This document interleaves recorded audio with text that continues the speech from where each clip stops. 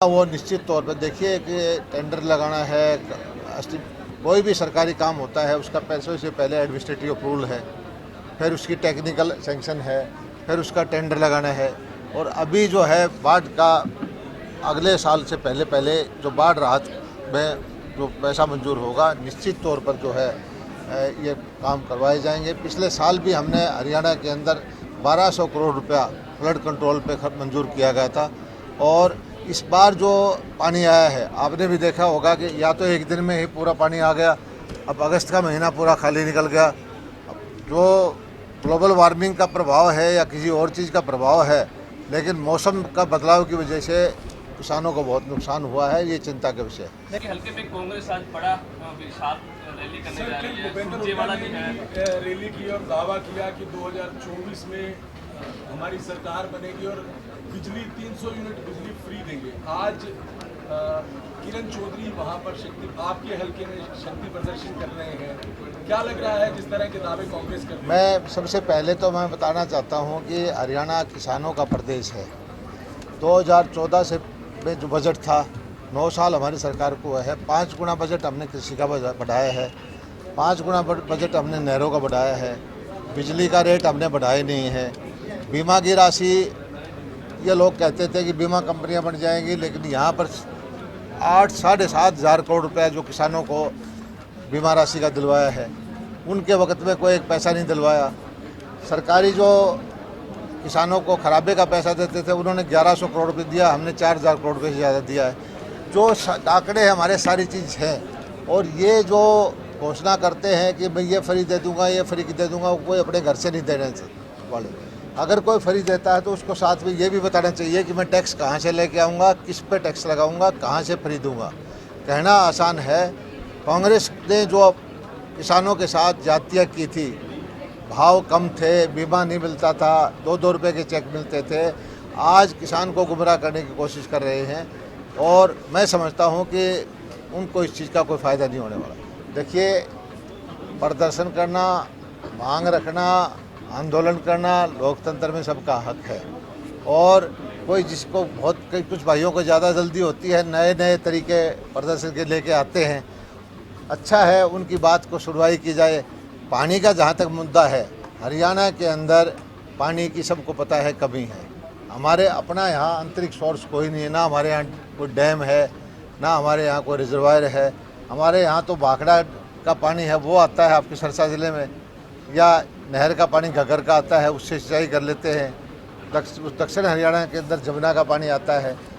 जितना पानी प्रबंधन के लिए हमने काम किया है, मुख्यमंत्री जी ने आपको बताया था कि रेणुका डैम है, ऊपर के डैम है, पहली बार को डैम बनाने की कोशिश की जा रही है, और उसकी भी फिजिबिलिटी देख रहे हैं कि हम ताजेवाड़ा में क्या पानी को स्टोर कर सकते हैं। और नहरें जो है सारी उनकी कैपेसिटी पीछे से बढ़ाई है, पहले से ज़्यादा पानी हर इलाके के अंदर जा रहा है। लेकिन पानी उपलब्ध होगा तभी तो जाएगा। पानी को ऐसा नहीं है कि प्राकृतिक तौर पर उपलब्ध ना हो तो कहीं से कोई ला के जा सके। लेकिन हम संवेदनशील सरकार हैं, किसानों के प्रति समर्पित हैं। हर वक्त कोशिश रहती है कि किसान की मदद की जाए, चाहे वो पानी के द्वारा, चाहे माइक्रो इरिगेशन के द्वारा, चाहे बीमा के द्वारा, चाहे खराबे का पैसा देने के द्वारा, चाहे बागवानी की योजनाएं देने के द्वारा, या तरह तरह की मछली पालन के द्वारा, हर तरह की योजनाएं लेके आए हैं।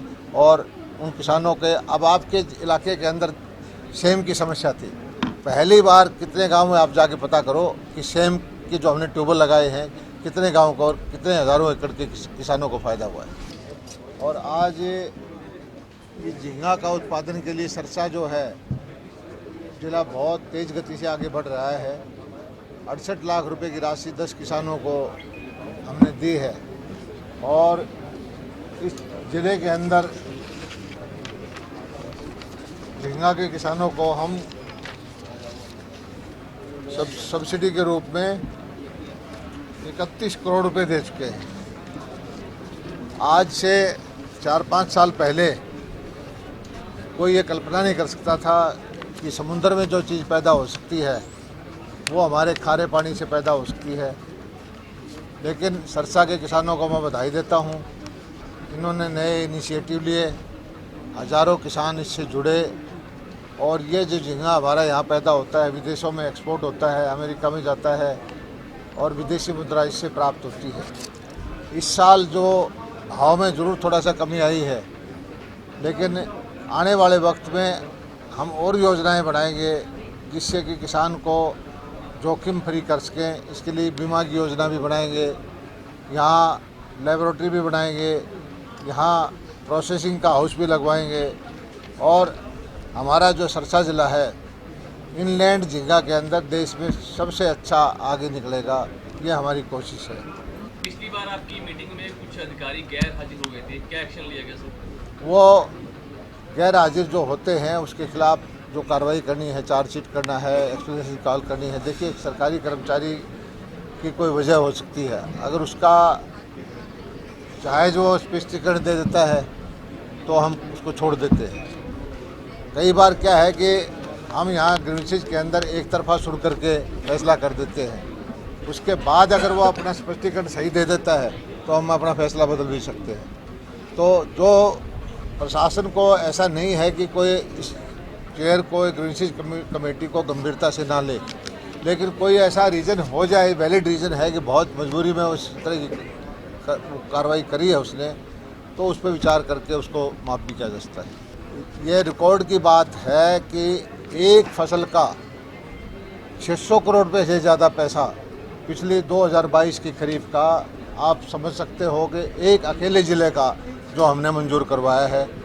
और कोई टंकी पे चढ़े, कोई धरना दे, वो उनको अधिकार है, लेकिन हमें जो सरकार को जो काम करना चाहिए, कंपनी ने आनाकानी की, कंपनी के खिलाफ हमने स्टेट लेवल की कमेटी थी, उस पर कार्रवाई करी, कंपनी अपील में गई, भारत सरकार की टेक्निकल एडवाइजरी कमेटी है। कोई भी दो पार्टियों में एग्रीमेंट होता है तो उसको कानूनी अपनी लड़ाई लड़ने का हक है।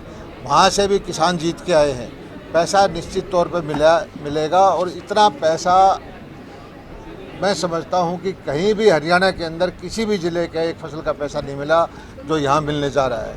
ये किसानों को नाम पर राजनीति करने वाले लोग हैं, उनको भी मालूम है, किसानों को भी मालूम है।